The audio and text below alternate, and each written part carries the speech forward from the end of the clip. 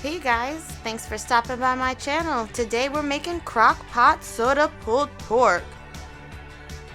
First, let's get started with what we'll need. Any dark soda will do, people. Any of them. That one's from the Dollar Tree. Next, we're gonna need some meat. Lord, we are not even 2 seconds in and I can't talk right. Next, we need a crock pot.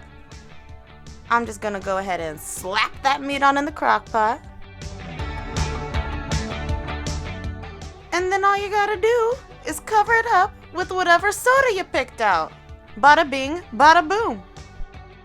Crank up that heat.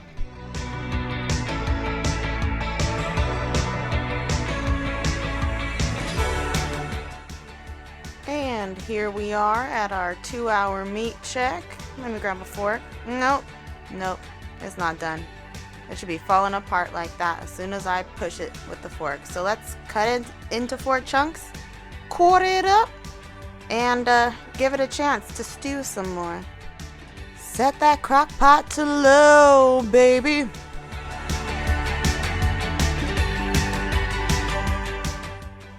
Now let's just see what you have to say about things now, little pork loin. Alright, yeah, that's the fork action I was looking for.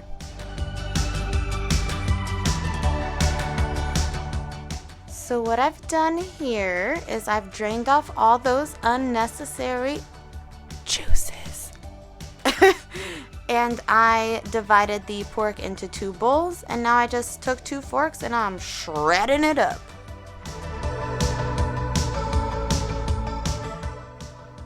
So everything shredded, the larger bowl I'm going to leave plain to use for enchiladas, tacos, whatever else my mind comes up with. The smaller bowl I'm going to be adding barbecue sauce to so I can have pulled pork sandwiches tonight.